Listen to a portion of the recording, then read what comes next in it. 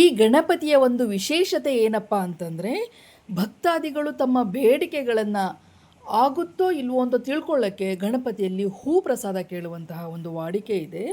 ಈ ಗಣಪತಿಗೆ ಹೂವನ್ನು ಮುಡಿಸಿ ತಮ್ಮ ಬೇಡಿಕೆಗಳನ್ನು, ತಮ್ಮ ಇಷ್ಟಾರ್ಥಗಳನ್ನು ಸಲ್ಲಿಸಿದಲ್ಲಿ ಆ ಕೆಲಸ ಆಗುತ್ತೋ ಇಲ್ಲೋ ಅಂತೇಳಿ ಈ ಗಣಪತಿ ಹೂ ಪ್ರಸಾದದ ಮೂಲಕ ತಿಳಿಸ್ತಾನೆ ಅಂತ ಹೇಳಿ ನಂಬಿಕೆ ಇದೆ, ವಾಡಿಕೆ ಇದೆ. ಹಾಗಾಗಿ ಅನೇಕ ಜನ ಭಕ್ತರು ಈ ಗಣಪತಿಯಲ್ಲಿ ಬಂದು ತಮ್ಮ ಇಷ್ಟಾರ್ಥಗಳನ್ನು, ಬೇಡಿಕೆಗಳನ್ನು ಕೇಳ್ಕೊಂಡು ಹೋಗೋದು, ಜೊತೆಗೆ ಈತನ ಆಣತಿಯಂತೆ ಗಣಪತಿ ಏನು ಹೂ ಪ್ರಸಾದ ಕೊಡ್ತಾನಲ್ವ ಅದರ ಆಣತಿಯಂತೆ ನಡ್ಕೊಳ್ಳೋದು ಇಲ್ಲಿನ ಭಕ್ತಾದಿಗಳಲ್ಲಿ ಒಂದು ವಾಡಿಕೆ ಇದೆ. ಫ್ರೆಂಡ್ಸ್, ಇದು ಭಾರ್ಗವರಾಮ, ಪರಶುರಾಮ, ತನ್ನ ಹೆತ್ತ ತಾಯಿಯ ತಲೆಯನ್ನು ಕಡೆದ ಪರಶುರಾಮ, ವಿಷ್ಣುವಿನ ಅಂಶದಿಂದ ಜನಿಸಿದಂತಹ ಪರಶುರಾಮರು ನಿರ್ಮಿಸಿದಂತಹ ಶಿವ ಇದು. ಹಾಗಾಗಿ ಇದಕ್ಕೆ ರಾಮೇಶ್ವರ ದೇವಸ್ಥಾನ ಅಂತ ಹೇಳ್ತೀವಿ. ಈ ಶಿವನ ದರ್ಶನ, ಇಲ್ಲಿನ ಕತೆ ಏನು, ಈ ಸಂಪೂರ್ಣ ಚಿತ್ರಣವನ್ನು ನಾನು ನಿಮಗೆ ಕೊಡ್ತೀನಿ.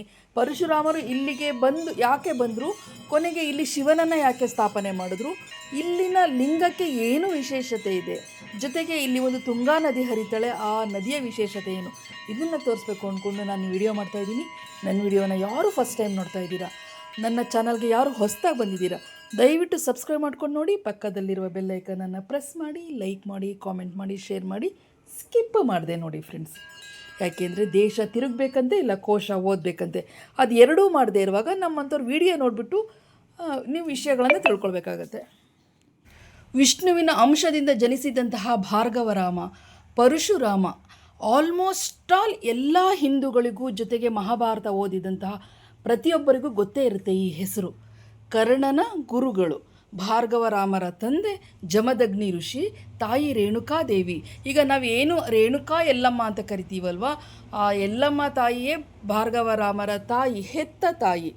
ಜಮದಗ್ನಿ ಋಷಿಗೆ ಮಹಾನ್ ಕೋಪ, ಮೂಗಿನ ತುದಿನಲ್ಲೇ ಕೋಪ, ಹಾಗೆ ಜಮದಗ್ನಿ ಕೋಪ ಅಂತ ಹೇಳ್ತಾರೆ. ಹಾಗಾಗಿ ಒಮ್ಮೆ ರೇಣುಕಾದೇವಿ ಅವಳ ಮನಸ್ಸು ಚಂಚಲ ಆಯಿತು, ಪೂಜೆಗೆ ಸರಿಯಾಗಿ ಅಣಿ ಮಾಡಲಿಕ್ಕಾಗಲಿಲ್ಲ ಅಂತ ಹೇಳಿ ಜಮದಗ್ನಿ ಋಷಿ ಕೋಪಗೊಂಡು ತಮ್ಮ ಮಗ ಪರಶುರಾಮನ ಕರೀತಾರೆ.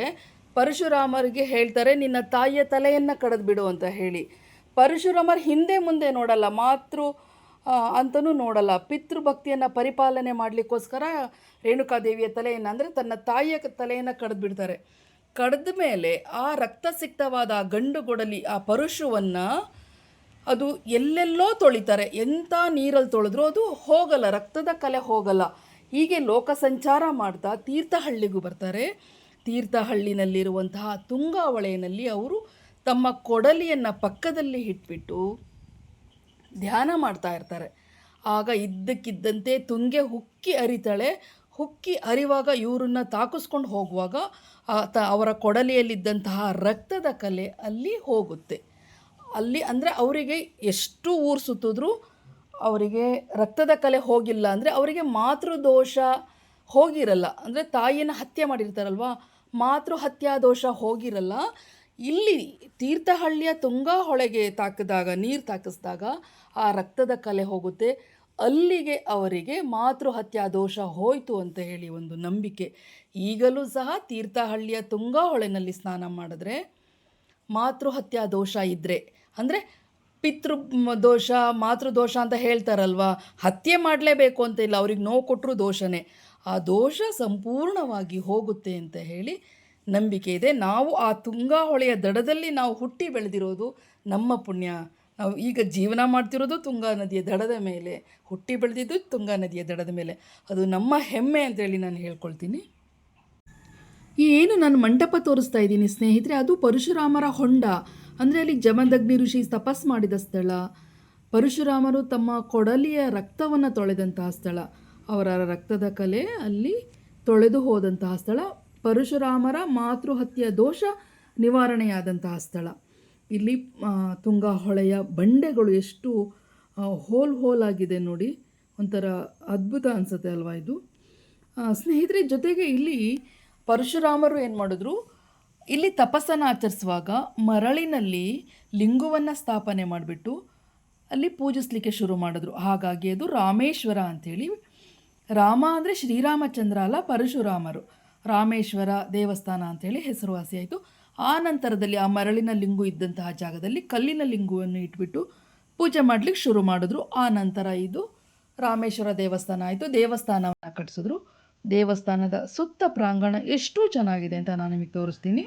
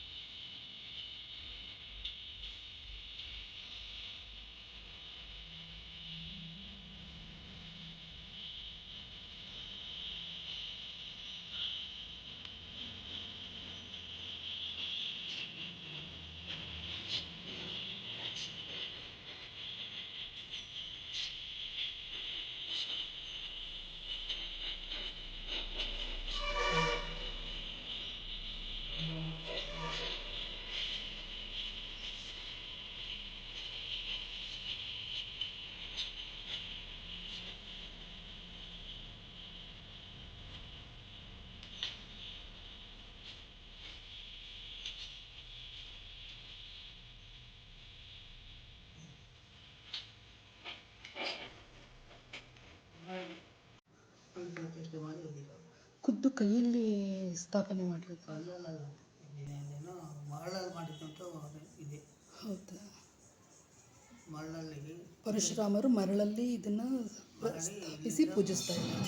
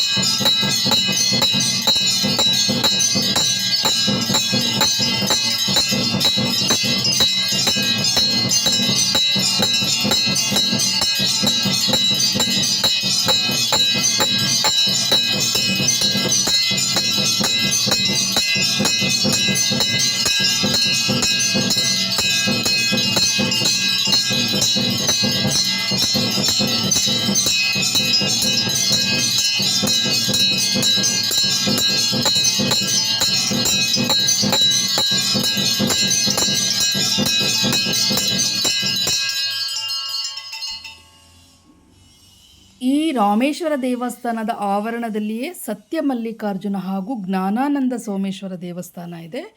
ಇಲ್ಲಿ ಜ್ಞಾನಾನಂದ ಮಹರ್ಷಿಗಳು ಬಂದು ತಪಸ್ಸು ಮಾಡಿದಂಥ ಸಮಯದಲ್ಲಿ ಈ ಲಿಂಗವನ್ನು ಸ್ಥಾಪಿಸಿ ಪೂಜಿಸಿದರು ಅಂತ ಹೇಳಕ್ಕಾಗತ್ತೆ.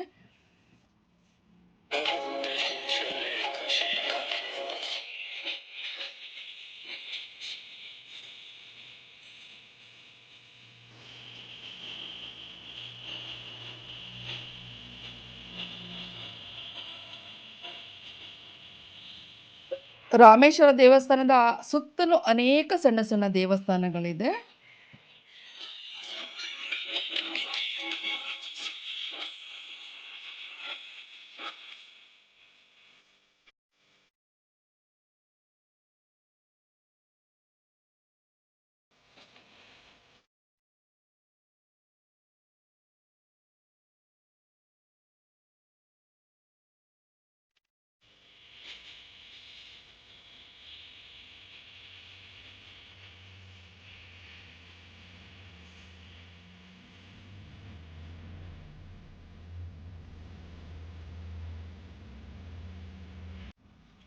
ಈ ದೇವಸ್ಥಾನಕ್ಕೆ ಬಂದಂತಹ ಭಕ್ತಾದಿಗಳಿಗೆ ಪ್ರತಿದಿನವೂ ಭೋಜನ ವ್ಯವಸ್ಥೆ ಇದೆ, ಪ್ರಸಾದದ ವ್ಯವಸ್ಥೆ ಇದೆ ಫ್ರೆಂಡ್ಸ್.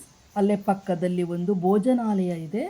ಅಲ್ಲಿ ಪ್ರತಿದಿನವೂ ಸಹ ಬಂದಂತಹ ದೂರ ದೂರದಿಂದ ಬಂದಂತಹ ಭಕ್ತರುಗಳಿಗೆ ಭೋಜನ ಪ್ರಸಾದದ ವ್ಯವಸ್ಥೆ ಇದೆ. ನಾನು ಸಹ ಭೋಜನಕ್ಕೆ ಅಂತ ಹೇಳಿ ಒಂದು ಟಿಕೆಟ್ ಮಾಡಿಸಿದೆ. ಹೋದವರು ಸಹ ಅಲ್ಲಿ ಒಂದು ದಿನದ ಭೋಜನಕ್ಕೆ ವ್ಯವಸ್ಥೆ ಮಾಡಿಸ್ಬೋದು, ಅಥವಾ ಒಂದು ತಿಂಗಳಿಗೆ ಮಾಡಿಸ್ಬೋದು, ಅಥವಾ ನಿಮ್ಮ ವಿಶೇಷ ದಿನಗಳ ಹೆಸರಿನಲ್ಲಿ ಸಹ ಭೋಜನ ವ್ಯವಸ್ಥೆ ಮಾಡಬಹುದು. ಜೊತೆಗೆ ಒಂದು ವರ್ಷಕ್ಕೂ ಸಹ ಭೋಜನದ ವ್ಯವಸ್ಥೆ ಮಾಡಬಹುದು. ನಿಮ್ಮ ಶಕ್ತಿಯ ಅನುಸಾರವಾಗಿ ಅಲ್ಲಿ ನೀವು ಟಿಕೆಟ್ಗಳನ್ನು ತಗೊಳ್ಬಹುದು. ಅದು 500 ರೂಪಾಯಿಗಳಿಂದ ಸ್ಟಾರ್ಟ್ ಆಗುತ್ತೆ. 6,000 ಮಾಡಿಸಿದ್ರೆ 6 ತಿಂಗಳು ಭೋಜನ, 1 ವರ್ಷಕ್ಕೆ 12,000ಕ್ಕೆ ಮಾಡಿಸಿದ್ರೆ 1 ವರ್ಷದ ಭೋಜನ. ಹೀಗೆ ಅನ್ನದಾನದ ರೂಪದಲ್ಲಿ ನಾವು ಕೊಡಬಹುದು. ಬಂದಂಥ ಭಕ್ತರಿಗೆ ಅನ್ನದಾನದ ರೂಪದಲ್ಲಿ ಕೊಡ್ತಾರೆ.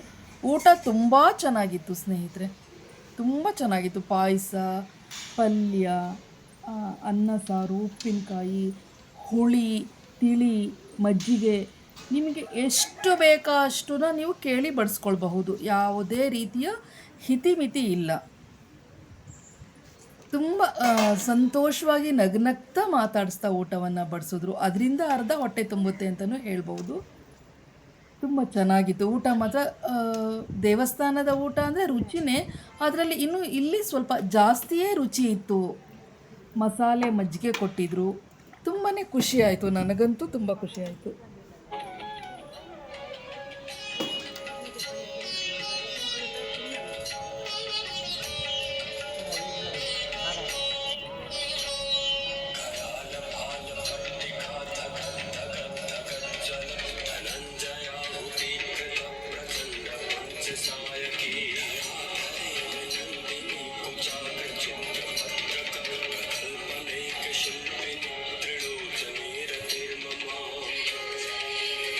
ಇಂಥ ಪವಿತ್ರವಾದ ಸ್ಥಳ ಎಲ್ಲಿ ಬರುತ್ತೆ ಅಂತ ಕೇಳೋದಾದರೆ, ಇದು ಶಿವಮೊಗ್ಗದಿಂದ 65 ಕಿಲೋಮೀಟರ್ ದೂರದಲ್ಲಿ ತೀರ್ಥಹಳ್ಳಿ ಅಂತ ಬರುತ್ತೆ. ಅಂದರೆ ನಮ್ಮ ಕುವೆಂಪು ಅವರು ಹುಟ್ಟಿದಂತಹ ಸ್ಥಳ, ಅಂದರೆ ಕುವೆಂಪು ಅವರು ಹುಟ್ಟಿದ ಒಂದು ಜಿಲ್ಲೆ. ಅವರು ಕುಪ್ಪಳ್ಳಿನಲ್ಲಿ ಹುಟ್ಟಿದ್ರು. ಆ ಜಿಲ್ಲೆ ತೀರ್ಥಹಳ್ಳಿ, ತುಂಗಾ ನದಿಯ ದಡದ ಮೇಲಿರುವ ತೀರ್ಥಹಳ್ಳಿ. ತೀರ್ಥಹಳ್ಳಿ ಅಂತ ಯಾಕೆ ಬಂತು ಅಂತಂದರೆ, ತುಂಗಾ ಹೊಳೆಯ ನೀರು ತೀರ್ಥದಷ್ಟು ಪವಿತ್ರ ಅಂತೇಳಿ. ತುಂಗಾ ಸ್ನಾನಂ ಗಂಗಾ ಪಾನಂ ಅಂತ ಹೇಳ್ತಾರೆ. ತುಂಗೆಯಲ್ಲಿ ಸ್ನಾನ ಮಾಡಿದ್ರೆ ಅಷ್ಟು ಪವಿತ್ರತೆ ಅಂತೇಳಿ. ಆ ತುಂಗಾ ಹೊಳೆಯ ದಡದಲ್ಲಿರುವ ತೀರ್ಥಹಳ್ಳಿಯಲ್ಲಿ ರಥಬೀದಿ ಅಂತ ಕೇಳಬೇಕು. ರಥಬೀದಿಯಲ್ಲಿ ಮೂಲಕ ಬಂದರೆ ಕೊನೆಯ ಡೆಡ್ ಎಂಡಲ್ಲೇ ಇರುವಂತಹ ದೇವಸ್ಥಾನ ರಾಮೇಶ್ವರ ದೇವಸ್ಥಾನ. ರಾಮೇಶ್ವರ ದೇವಸ್ಥಾನದ ಪಕ್ಕದಲ್ಲಿರುವುದೇ ತುಂಗಾ ಹೊಳೆ. ನಾನು ಹೊಳೆ ತೋರಿಸ್ದೆ ಅಲ್ವಾ ಫ್ರೆಂಡ್ಸ್, ಇದು ರಾಮೇಶ್ವರ ದೇವಸ್ಥಾನವನ್ನು ಆಲ್ಮೋಸ್ಟ್ ಅಲ್ಲಿ ನೀವೆಲ್ಲ ನೋಡಿದ್ರಿ. ಇದರ ಪವಿತ್ರವಾದ ಕಥೆಯನ್ನು ಕೇಳಿದ್ರಿ, ಶಿವನ ದರ್ಶನ ಮಾಡಿದ್ರಿ. ಶಿವನ ಜೊತೆಗೆ ಸತ್ಯಾನಂದ ಸೋಮೇಶ್ವರ ಹಾಗೂ ಸತ್ಯ ಮಲ್ಲಿಕಾರ್ಜುನ ಜ್ಞಾನಾನಂದ ಸೋಮೇಶ್ವರ ನೋಡಿದ್ರಿ.